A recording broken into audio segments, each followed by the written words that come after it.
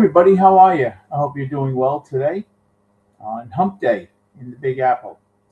So, we're going to do a show today on Lennon versus McCartney. Who is better? Now, if you're a John Lennon, Paul McCartney fan, Beatle fan, music fan in general, rock and roll, pop, whatever your genre is, you'll know who Paul McCartney and John Lennon are, two of the foremost pop stars of our generation and for the generation before ours, pretty much.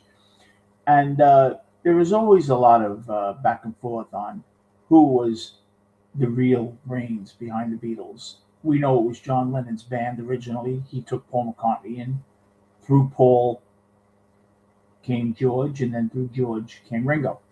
But John would get the reputation as being the rebellious one, the anti-establishment rebel. But Paul McCartney lived in England during the mid-'60s when the other Beatles were married, and he was doing the club scene and doing the avant-garde stuff as well. Uh, I think John Lennon gets a lot of that attention because of Yoko Ono, and she was a very big artist in her own right in the avant-garde scene in Manhattan in the early to mid 60s. So we'll look at Lennon versus McCartney, and there are quite a few reasons when people go back and forth on the subject. Many people think McCartney was better than Lennon. All opinions aside, there's objective reasoning here. And when I see it, although I love John Lennon to death, Paul McCartney might have been the better Beatle. Now, I say that with forked tongue. Now, was Paul McCartney a better Beatle than John Lennon? We're not talking about off-stage words that other artists have used, things that John Lennon did that revealed his ugly side, not being a good father, husband. We're not talking about what Lennon and McCartney did outside of the Beatles in their solo careers. And we're not talking about the arguments about whose songs are better. But there's some objective reasons why McCartney was possibly responsible for leading the Beatles to the success that they obtained. Now, he was a far more accomplished musician than John Lennon. Right? And I think John Lennon would admit that. I believe that one of the most quotable things that John Lennon ever said, a reporter was asking him, is Ringo the best drummer in the world? To which Lennon replies, he's not even the best drummer in the Beatles. Well, that was proved false. That never happened. Legend has it that he was asked that question, supposedly never happened. He never actually said that. But it's one of the most misattributed lines of all time in music history, because that would be Lennon's acerbic wit. Many die-hard Beatle fans know the underlying sentiment to be true, because many think that the best drummer was Paul McCartney in the Beatles. I personally don't.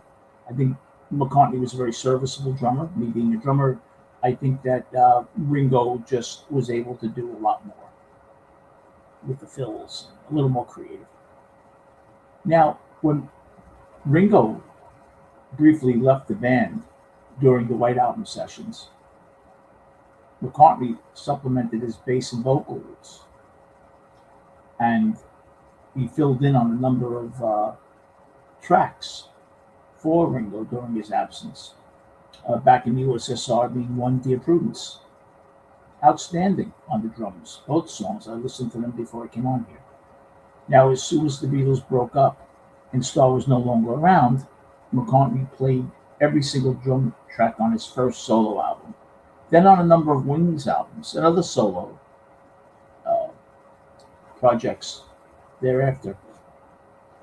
While when he wasn't sitting in on the drums, he was sitting at the piano, doing amazing things. In addition to the keyboards, the mellotron, the synthesizer, Hey Jude, Let It Be, Strawberry Fields, the iconic mellotron intro of Strawberry Fields was Paul McCartney's idea. And when playing all of these instruments, not everyone, he was turning in acclaimed performances on the guitar. Drive My Car, lead guitar. Taxman, Harrison just couldn't get it down. He played the lead guitar in Taxman, Helter Skelter, all performed by McCartney.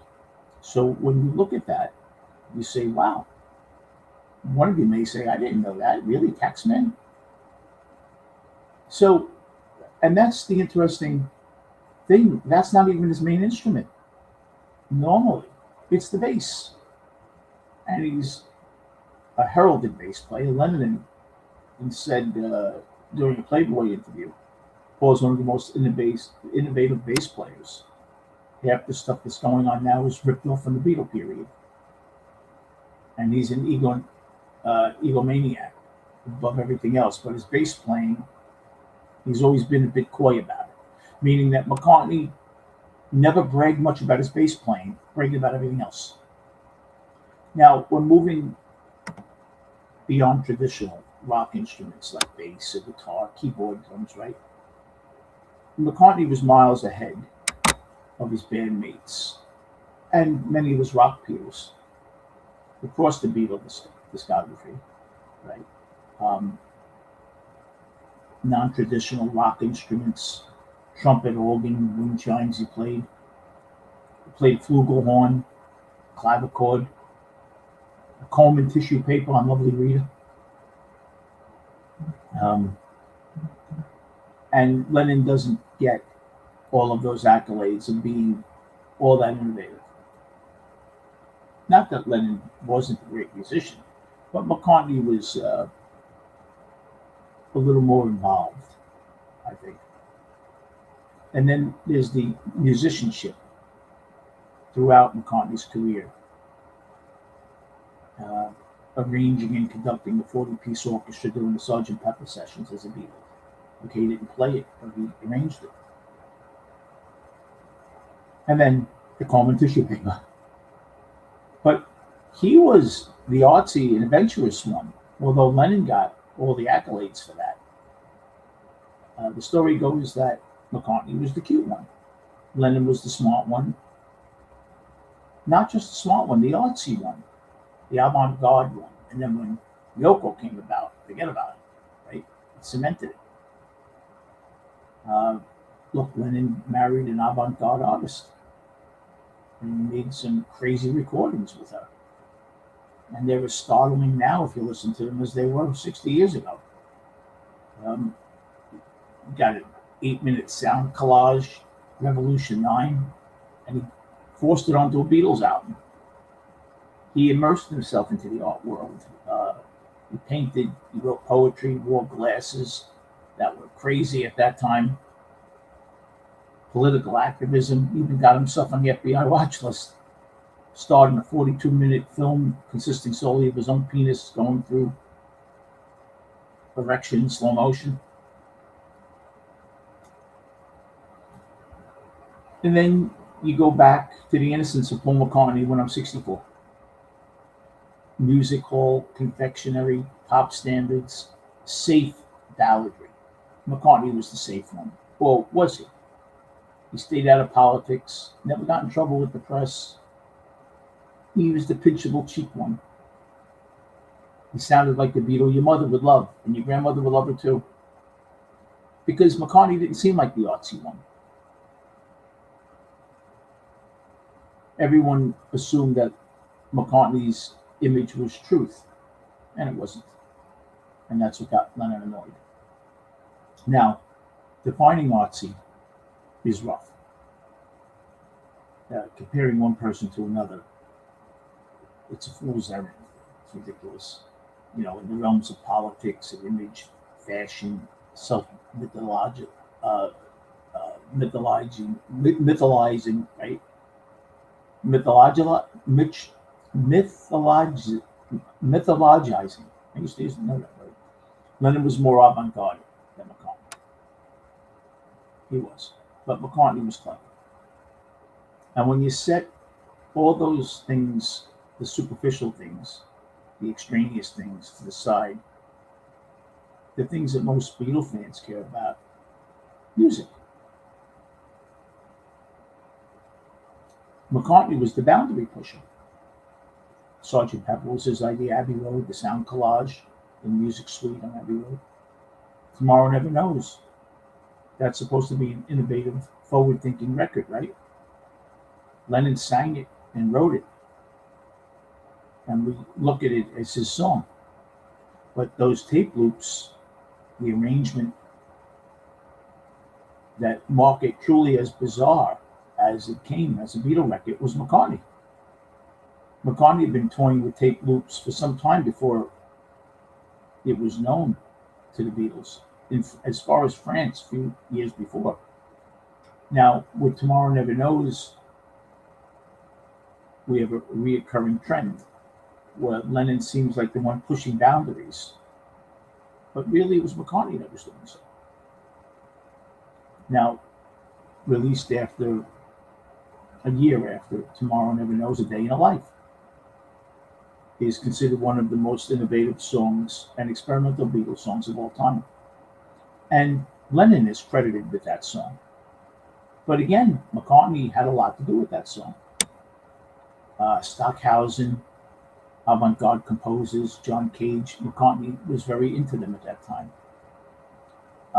He crafted two massive, out of left field orchestral crescendos that marked the song's middle and end, pushed it out of the realm of what would be conservatively known as pop music. So A Day in a Life and Tomorrow Never Knows are just two most of his high-profile examples that Lennon got a lot of credit for, and maybe McCartney didn't get enough credit for. And the Beatles' discography is riddled with so many others. And I'm a Lennon fan, mind you, so it's like tying me up to say all this. Now, reflecting on the Beatles' early days, McCartney said that they all looked up to John. He was the older one. He was the leader. He was the quickest wit, the smartest, and they all took a back seat to his mouth. Now, post-1967 career, Lennon said that after Brian Epstein died, Paul took over and supposedly led them to the promised land, the father figure, because they were all over the place. Now, when Epstein did die in 1967, the Beatles weren't performing live as a group, so their enthusiasm wasn't there anymore, except for McCartney. He stepped into full leadership role, left by Epstein, and pushed the band to stay creative over the final 4 or 5 albums. And those albums are looked at as 4 or 5 of their best.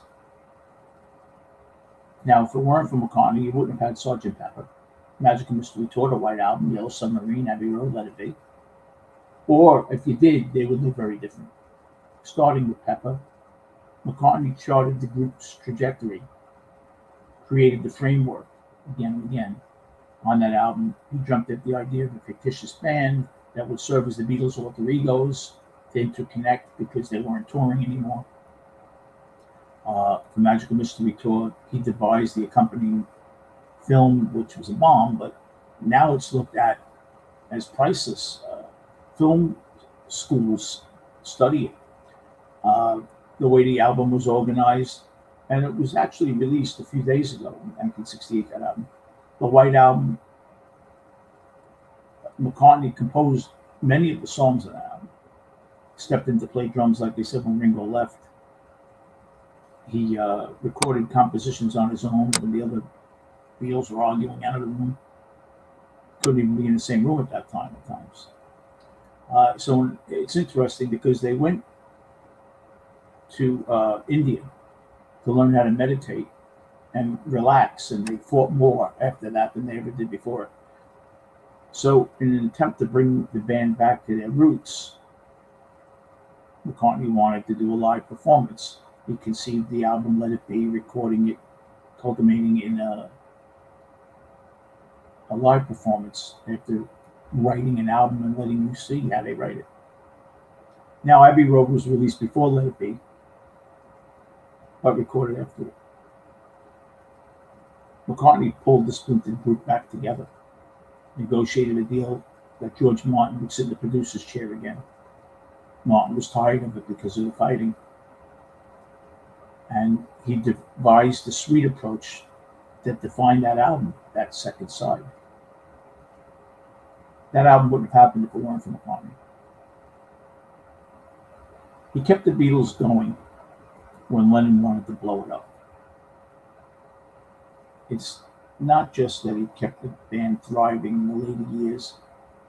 He actually kept them going.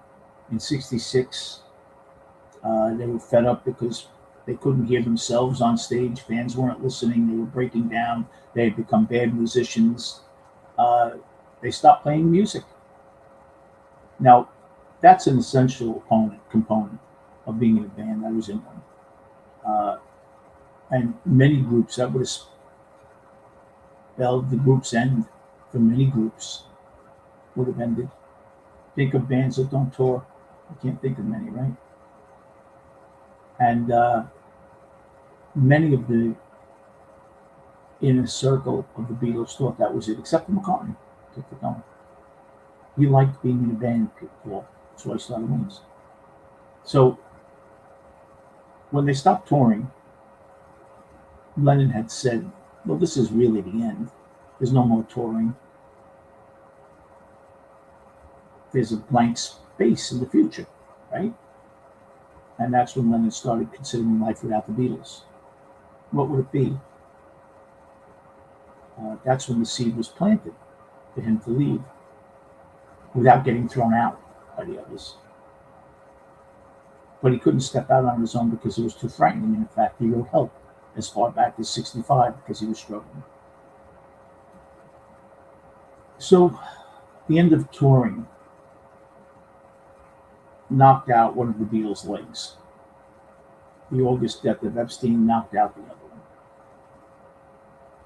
And Lennon said in an interview after Epstein died, he said, we fucking had it. Now, just 5 days after Epstein's death, McCartney took the reins and pushed his bandmates to move forward with a new Magical Mystery Tour project. He devised it.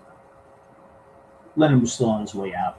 The following year, Lennon began making music outside with Yoko, even stormed out of the sessions of the White Album. But with one foot out the door, that's an odd dynamic. McCartney kept everyone together, and he held it steady for 2 years. They fought, but he kept them together. And they did have great success, even fighting. Hey Jude, one of their greatest songs. But they weren't hanging out anymore. And Lennon always thought that Hey Jude, subconsciously, the words go out and get her was for John to go ahead and leave me, go to Yoko. Although Paul says it was a song that he was composing on the way to visit Julian and Cynthia, who John had just divorced. Now, in 1969, McCartney dragged his bandmates, particularly Lennon, who wasn't interested at all, through the Let It Be project. And it was a thankless task. They thought he was being bossy and trying to take over when he was just trying to get something done. Lennon's hostility and dependence on Yoko showed even more, caused Harrison to quit the band. Twice, I think he quit it. Now,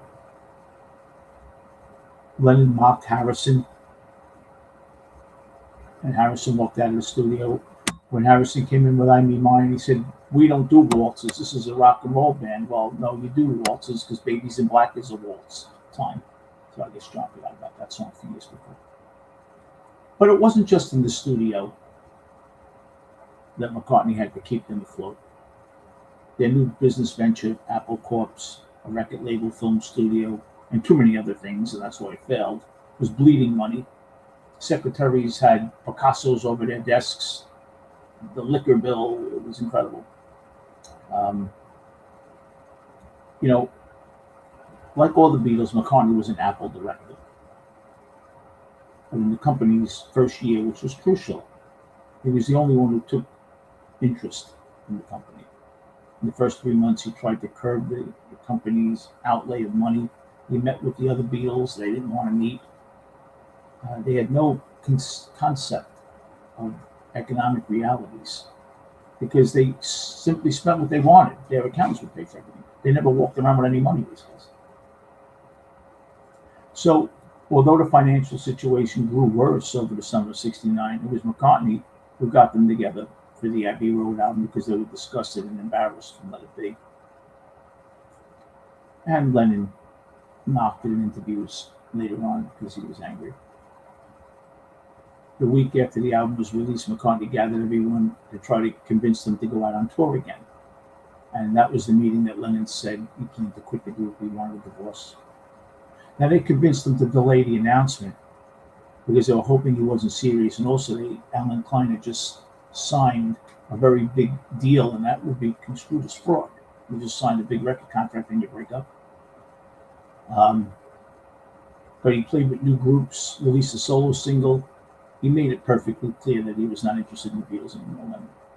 And of course, the end, actually, it was McCartney who made the news public when he announced his departure in April '70. Despite years of leadership, no more Beatles. But were there?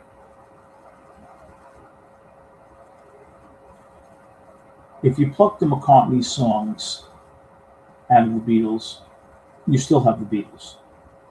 If you pluck out Lennon, you kind of have Jerry and the Pacemakers. Sounds a lot different. Now, Paul was the better musician, but that doesn't make him more talented or a better Beatle. Bob Dylan isn't a great musician. He's looked at as one of the voices of the generation. Who was the best composer? Tomorrow Never Knows was the melody on only one bass note.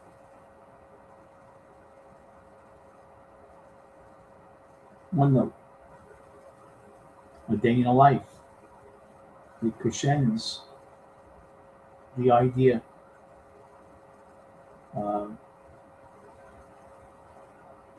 I'm so tired. Happiness is a warm gun. Dear Prudence, Julia, Glass Onion, Good Night. Very identifiable songs. John Lennon was a confessional writer. Paul wrote about characters. Eleanor Rigby, Penny Lane, the fireman. Paul McCartney wrote much like Billy Joel. All these characters. Didn't really let himself out there. John wrote about himself. But time really worked for Lennon because I believe Lennon's songs got better with age. The tendency in later years to listen, Lennon always dominates. Strawberry Fields, Come Together, Don't Let Me Down, I'm the Walrus, Revolution, A Day in a Life, Rain, Help, All You Need Is Love, Hey Bulldog, great song that really isn't talked about. Martin and McCartney stopped that from being released as a single. You look at Harrison's stuff, something, While My Guitar Gently Weeps, Here Comes the Sun. Equally as popular as some of Paul's most popular songs. And Lennon's songs were used more, I believe, in movies and just resonated more. Jealous Guy, Imagine, Woman, Instant Karma, Give Peace a Chance, A Chant of a Generation, Love, Working Class Hero, Grow Old With Me. Nowadays in weddings they play that. And Lennon's success was despite George Martin always kissing McCartney's ass as well. George Martin was a Paul shill. George preferred Paul's conventional vertical melodies. Paul had a sense of structure and composition that very few songwriters had. George Martin was into that kind of thing. He instinctively had much more musicianship than any of the others did, and McCartney grabbed Martin's attention with that. Is it relevant today? No, yesterday's not even at the top anymore. Hey Jude is. People don't look at yesterday like they used to.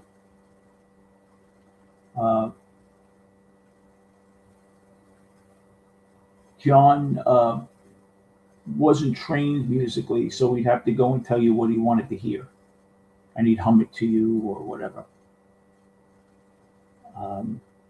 Paul came up with the final classical note on A Day in a Life. Paul came up with the middle section and praised "I'd Love to Turn You On," that line from John Lennon. Now, Paul's Wings songs are played, but you look at Paul's Beatles songs, and some of them have been dismissed now. Long and Winding Road, Let It Be, Gotta Get You Into My Life, Leave Me Down. Great songs. Oh Darling, which John Lennon wanted to sing. He always thought he could sing it better. But at that time, they were kind of fighting, and he didn't want to ask Paul for it. But who was the better artist? It was like saying Pete Best was a good drummer, Ringo's a better Beatle. Well, that's a lie, because Pete wasn't a good drummer. But is McCartney a better musician? Yeah. Is it irrelevant? Yeah. Most modern music is horrible. It's crap. The performers are terrible musicians. So I would like to look at who the best composer is. If you ask an expert like Goodall, they'll say Paul hands down. Penny Lane, there's a lot of complexities hidden beneath the poppy charm, right? Strawberry Fields is gorgeous.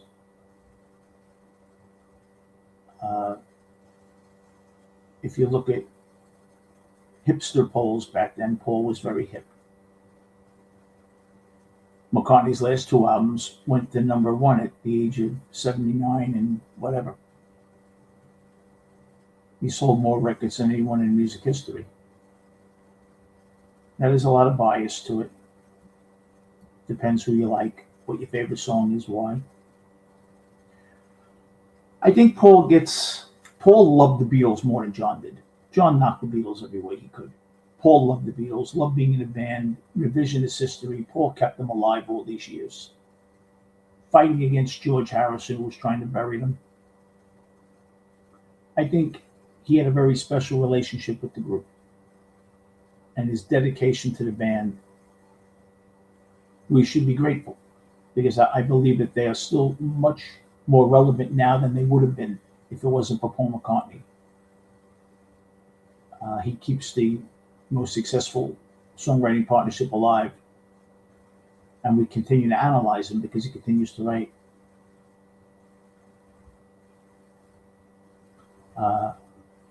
He's never let up, McCartney. He's got a gift for melody. He's got a gift for rhythm. He could play any instrument. He could scream. He could shout as good as anyone. Maybe not anymore. He could sing a ballad as good as anyone. His melodies are effortless, much like Brian Wilson. It's effortless.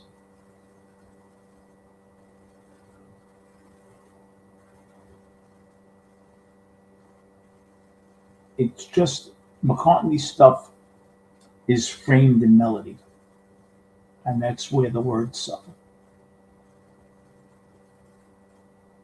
McCartney, even his worst songs, are beautifully lavish productions, probably overproduced, but very, very smart musically. So the dynamics are always there with McCartney because he's just such a wonderful musician. Or if he's not a wonderful musician, he knows how to relate it to what he wants and relay it to musicians that are better than him that can put it down. Now, I personally think that John dominated the White Album. And the best songs in Abbey Road were George's and John's. Right? The best songs on Magical Mystery Tour are John's. John dominated every album up to Revolver. And then McCartney kind of took over, I think. John was never schmaltzy. Paul is. And I think that's why we look at them in those terms. McCartney's very talented, but he can come off very phony, very saccharine. Lennon did everything intuitively. McCartney, you get the idea, everything was planned out 20-fold. Very calculated McCartney. Even his concerts, every joke, it's been the same joke for 30 years, everything is rehearsed. Nothing is ad-libbed.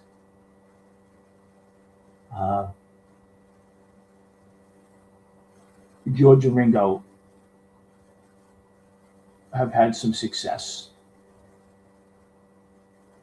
but public opinion is very fickle. Within You, Without You, While My Guitar Gently Weeps, great songs, right?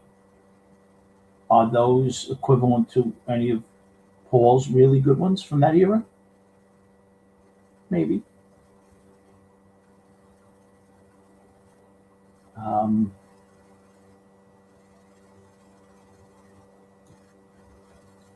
There are ways that Paul writes that strikes a chord, no pun intended, with you. He knows how to touch you with a melody. Now, Paul had a major hand in Come Together, the bass riff, and that elevated that song from good to great, which was a rip-off of Chuck Berry's song. They came in and out of each other's lives in the studio when one needed a word or so. In fact, donning his socks in the night when there's nobody there, that's Ringo on Eleanor Rigby. Now, they did something for each other. Is someone a genius when they've had some mediocre work? Are you a true genius if not all of your work was genius? Right? There was a lot of mediocre work. Lennon's work ravaged his soul. His stupidest work is at least interesting. Paul is the quintessential Beatle, right? There are two camps also, especially since John died, the Lennon fans and the McCartney fans.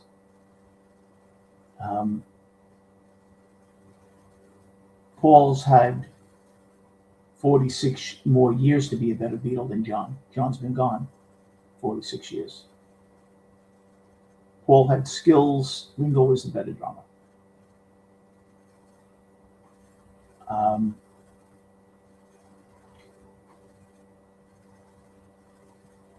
Paul could take you to places where John couldn't, but John could give you the directions.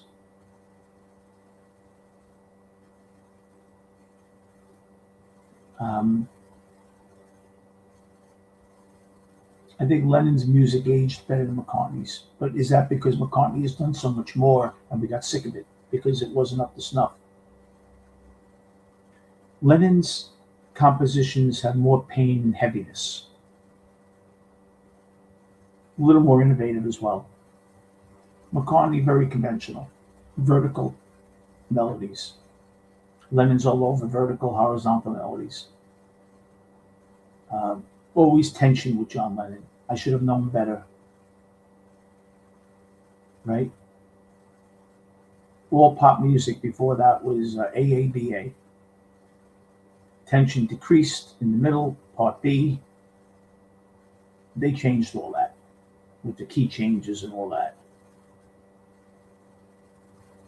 The first single where they really lacked increasing tension was Can't Buy Me Love. And that's very big in writing, the tension level up and down. Remember, there wasn't rock and roll until the Beatles, unless you called Elvis rock and roll. But you could increase tension with a lot of Lennon songs. Happiness is a Warm Gun. The melody doesn't change all that much, but the chords in the background. Strawberry Fields and Julia. The singing melody uses the same notes, but instead the accompaniment changes. Listen to Puccini. He got tired of his melodies in Bowman Tosca, so he composed a lot where the melodies often on the same notes. The background changes instead, and that can affect it. The middle part of Please Please Me, right? Lennon makes an octave run. It's so hard to reason with you. The climax of the song, going up and down octaves, which was never done before that. Verse and resolve. Lennon did that. Resolve in No Reply. I saw the light, and in Girl, Girl, right? Lennon said a good song must have a climax, and it has to resolve itself. One chord in Tomorrow Never Knows. One chord.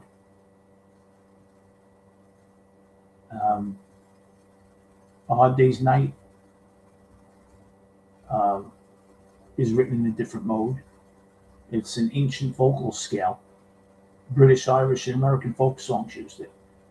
If you play the beginning of Please Please Me very fast, you could hear similarities with the Westminster bells ringing. Lennon was a little boy, and he loved visiting the divine services. And he used improvised anthem music. So Please Please Me probably was in the back of his mind. Anthem music, love, love, love, all you need is love. Please Please Me, he used that a lot, John. He'd go a little half step up a scale. That indicated his pain. All you need is love, sings the refrain twice, unchanged, and then suddenly the third time he raises a little, very expressive, a step up, like a Baroque, and a lamination second it's called in music, and he used that often. It's repetitive, but repetitive in a way that it needs to be. From darkness to light, happiness is a warm gun, started with a very little melancholy that ends with enthusiasm. Part of I Am the Walrus, the darkness switches to light. Sitting in an English garden, from chaos and creation in Revolution 9 to light and good night, right? Wagner music. Hypnotic. He used that a lot. Paul didn't use that. Paul sang silly love songs. But does that mean I don't think that Paul was great?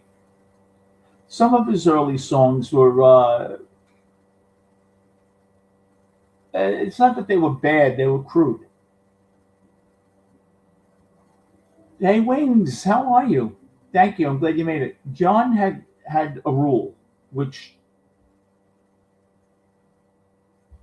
I think is a pretty good rule. Tell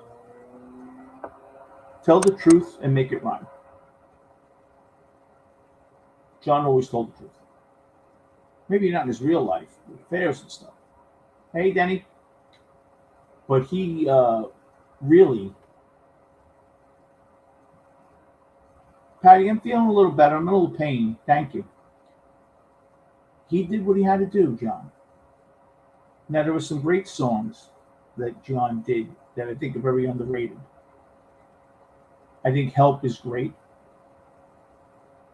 John had said to George Martin on George Martin's visit in 1978 to the Dakota that there wasn't one Beatles song he liked. John said he would have re-recorded everyone. And George said, come on, John. You know. Well, Help was a great song, but the problem with Help is they needed a radio hit. But if you listen to the words, it's great.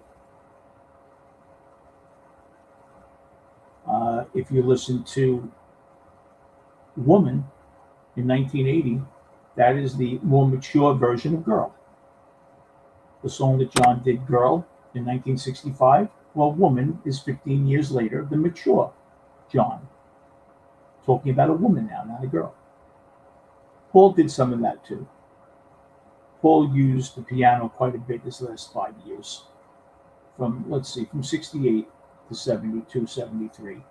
With Let It Be, Along a Winding Road, right? My Love, Maybe I'm Amazed, Lady Madonna. Paul got into the piano thing. John wasn't good enough on the piano, but still managed to do it, right? He managed to do it. So, Lennon versus McCartney, that's like, what kid do you love more? Each one, at one time or another, has caused you great pain, great discomfort, and great ecstasy. But the two of them together, one is an adjutant. There are, in medical terms, there are drugs that you take. And then there's a drug they give you that's an adjutant. And that drug brings out the effects of the first drug. Well, I think that's what they did for each other. I think John and Paul together, the sum certainly outweighed the parts. And the Beatles, the sum outweighed the parts. Because as great a musician as Paul McCartney is, he's not a great musician. He's a great rock musician. As musicians go, there are 19-year-olds in Juilliard that can blow Paul McCartney away. John couldn't sight read. So John could never, use someone like Steve Lukather of Toto. Studio musician has to be able to sight read. I give you something to play, you have to be able to read it. McCartney probably can read music now a bit, but they couldn't read. But being in the studio 10 hours a day, you learn. But personally, I think John Lennon was the more confessional writer, the more honest writer, the more brutally honest writer. I think you can tell John's mood by his songs. Paul was very, very guarded. Paul was a quintessential English gentleman. Didn't put his feelings out there. You never know what he was feeling. That's just the way he was. Oh, this is brought to you, this show, Mitch Needs a Car. So we look at the Beatles and, I talk about them 60 years later. Because there's just so much to talk about. There's so many great songs. But Lennon versus McCartney. Well, I'll tell you what I'm going to do. I'm going to make it very simple.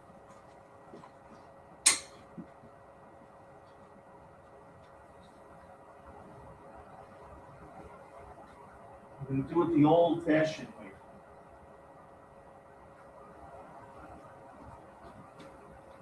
Maybe it's not meant to be.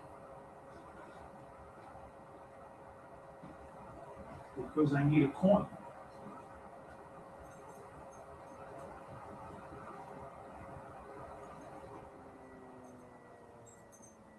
And I don't have one.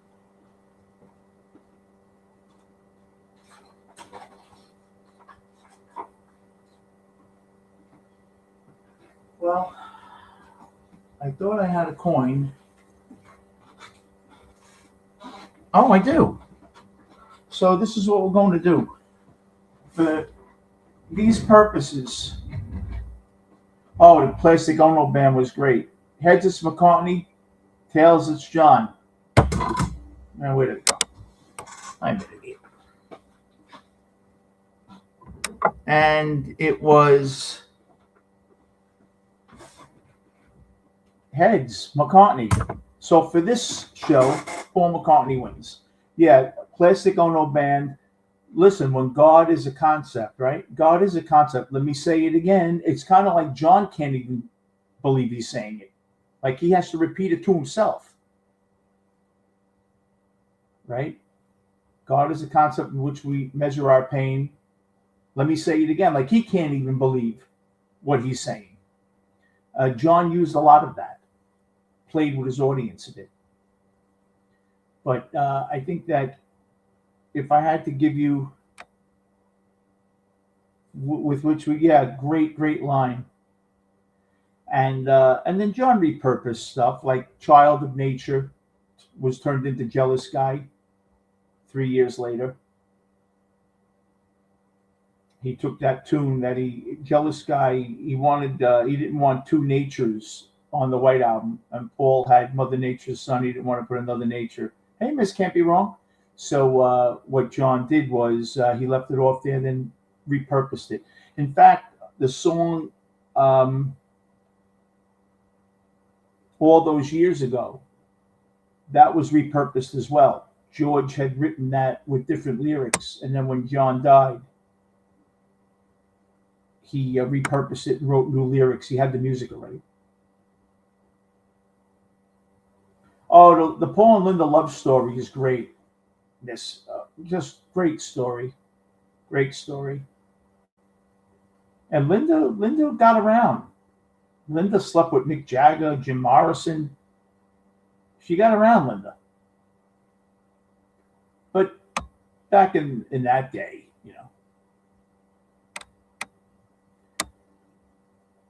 the funny thing is, you look at all of the Beatles' work, and the most streamed song of all time is "Here Comes the Sun." I know. What do you think? I don't study a little here, Vonnegut? Yeah, woman is the mature girl. Free love, absolutely. Absolutely. I think it's time for a painkiller. Let me see if I can find it.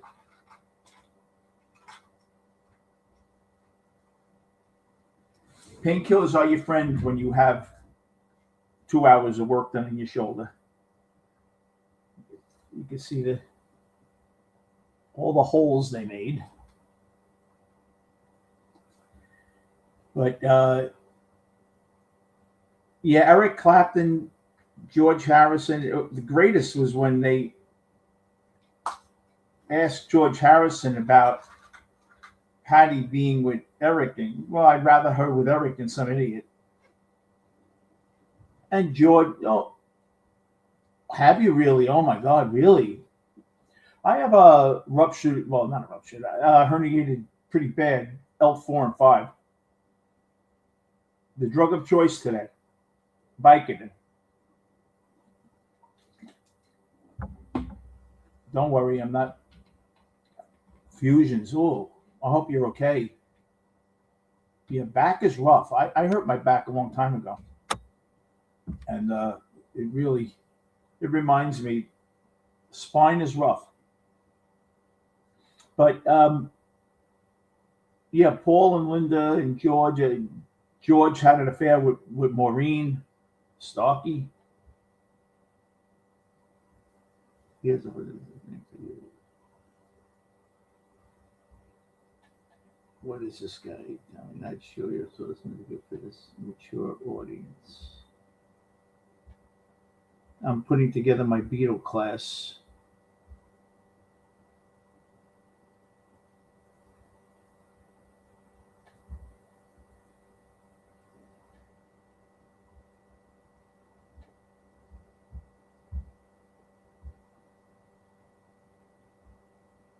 I'm doing a Beatle class next week.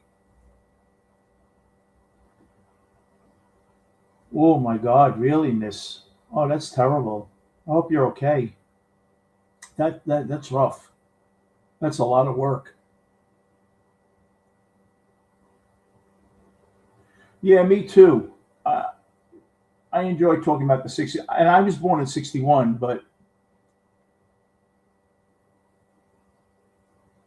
Wings, I'm glad you didn't. Paul McCartney and Wings, so I'm sorry, Miss. Really, I hope you're not in really a lot of pain. Hope you're okay. Yeah, the Beatles are quite. I'm doing a class on them next week in my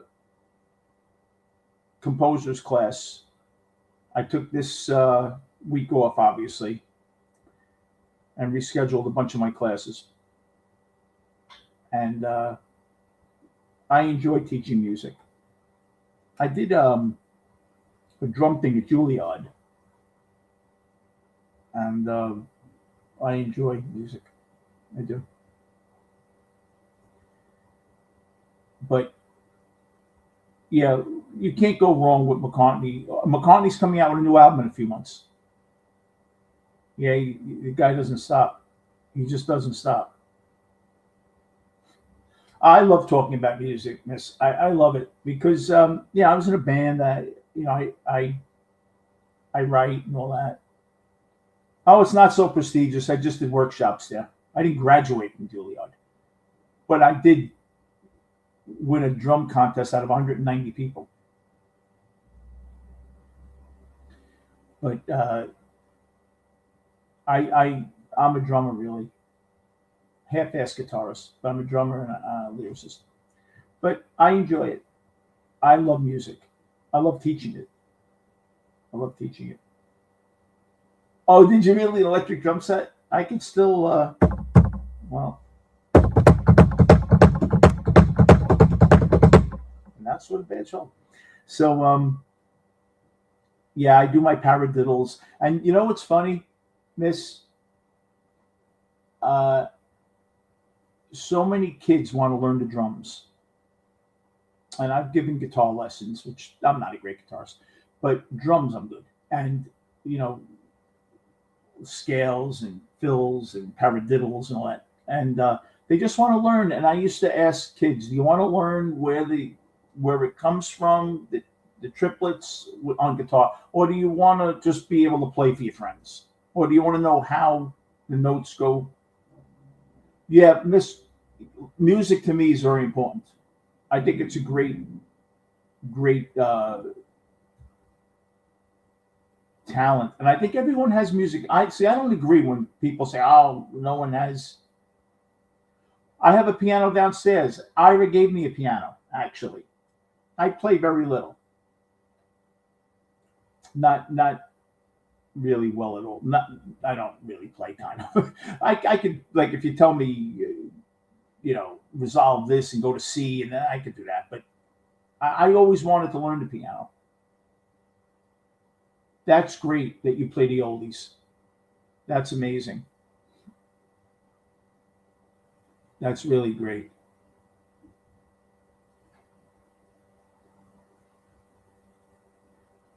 That's okay if you're not a singer and musician. You don't have to be. Can I tell you something? I mean this. I think people that aren't singers or musicians appreciate music much more, and I'll tell you why. Because someone asked me, "Do I read music?" Which I do. I said, well, back in the day I didn't. And I said, not enough to hurt me. Because in jazz, there are certain rules in jazz music where you can't use certain notes. And if I knew that, it might hurt me writing something, right? Uh, like jazz theory, right? You don't need to know much about jazz theory to learn how to play jazz. Jazz improvisation and all that. You really don't know. Basic seven chords, building blocks of jazz music, right? Scales, pitch collections, guide tones, voice leading jazz chord projects, all that. You have standard inner circles and jazz theory and all that. And I never really got into that. I never really cared, to be honest with you. The basic seven chords, the building blocks of jazz music. And I would rather break the rules because to me, you know, uh, chromatic notes and all that stuff, you know, techniques, it doesn't mean anything to me. bending. You're not supposed to bend, and I don't do it. I'd rather just do what I want to do. Uh, I think. Oh, I love acoustic guitar. I love acoustic guitar. Um, I don't think I can play now. Oh, can try. Um,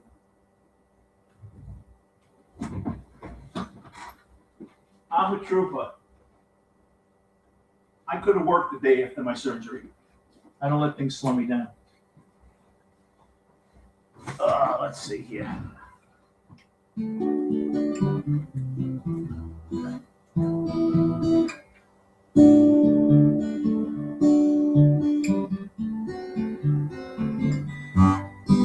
little hard. So, yeah, I've had enough. That's my exercise. But actually, I'm doing okay. Yeah, the happy pills are kicking in. They kicked in a while ago. You know what happened? I haven't been abusing them. I truly haven't. But I woke up in the middle of the night,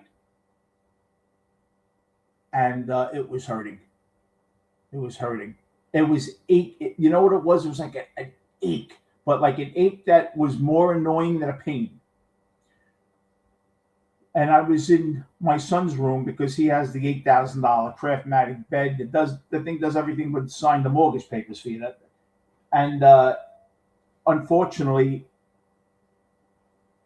I'm in his bed, and in my bedroom here, the stand is on the right, so I can get to everything. There it's on the left. I can't get over. So I had to. He was in my room, so because I took his bed, and I woke up, and because his bed goes back and forward and does everything, fucking drives, you put gas in it, and I had to go get a pain pill. I got a pain pill. It must have been, I don't know, 3, 4 in the morning, and then I went to sleep. I woke up, no pain. Yeah, the adjustable bed, it's unbelievable. It's on. The feet go up. It has a vibrator in it. Back goes up because I needed the back to go up because I couldn't lay flat.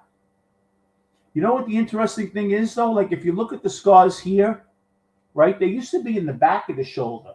I remember the last time I had them, uh, they were more in the back because I couldn't lay down. I remembered. Well, maybe it was a different kind of surgery. It was shoulder, but I couldn't lay on it. This I can lay because this is on the top. I'm not laying on them, you know. But I tell you, shout out to Hospital Special Surgery and my doctor, Dr. Dines, world renowned. Go check him out. He invented the artificial shoulder, the replacement shoulder, DINES. Great hospital.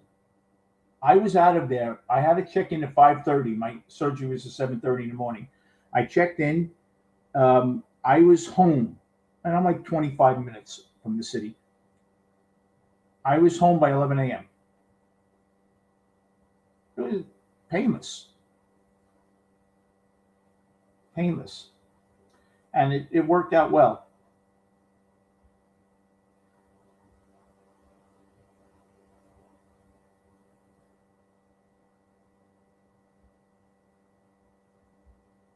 Guys, just going over the songs of what we should do for the Beatle class.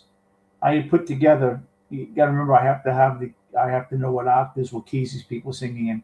I figured to go through the whole Beatle register. Love me, do, please, please me. I want to hold your hand. She loves you. A hard day's night. Can't buy me love. Help. Yesterday, Norwegian Wood.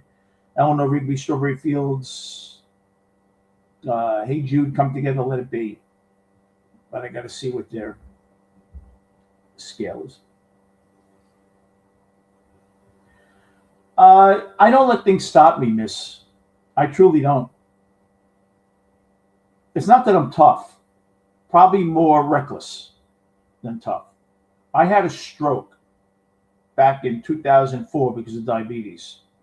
I signed myself out of the hospital AMA because my son had his championship AAU, whatever it's called, his basketball traveling team. Signed myself out to go see his, and then went back to the hospital.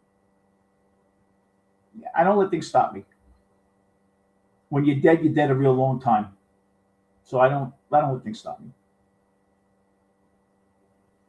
I don't. I was dressed. I went out yesterday. Right after I don't let things stop. Uh, Eleanor Rigby's a great song. Great song.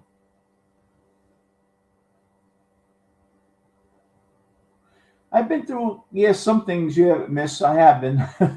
I try not to let it bother me, though. People have it a lot worse than I do. I know that. People have it a lot worse. I never feel bad for myself. I'm blessed. As you are, it seems like I'm so glad you're into the music. I'm really glad you're into the music. That's great. This can't be wrong. I love that. That's so good because you're doing such a good thing. You really are. Yeah, but James Taylor, I was looking at. They love Queen. Well, Queen's amazing. Freddie Mercury was a very underrated piano player. He played like this. He played crossover. Yes, getting out of, yeah, yeah. So many people have it worse. This can't be wrong. Absolutely. We sometimes we feel bad for ourselves. And listen, there's nothing wrong with feeling bad for yourself. Don't get me wrong. When something happens to you, I don't find there's anything wrong with feeling bad for yourself. Nothing wrong with getting knocked down. Not trying to get up is nothing wrong with getting down on yourself and feeling down and not being able to get out of bed for a day or two. I don't think I would never judge anybody for that. Life is tough. We know people, content providers, right, that have lost people. Please, it's very hard. The good musicians die too young. Yeah, they do. 27 years of age seems to be some age. Really incredible. But so McCartney or Lennon, I flipped the coin already. It's McCartney. Thank you everybody for coming in. I'm so glad for a couple of you who haven't been into my live. Thanks for making it, Wings, and everybody. I really do appreciate that. It means a lot to me. Thanks for spending some time with me. I'll see you guys soon, and keep on teaching that music, miss. And I'll see you soon. Hey, Zax. Yes, John Lennon made it to 40. Yeah, Lennon had a premonition he was going to die. Take care, everybody. I'll see you soon. I'll probably come on tomorrow. Love you guys.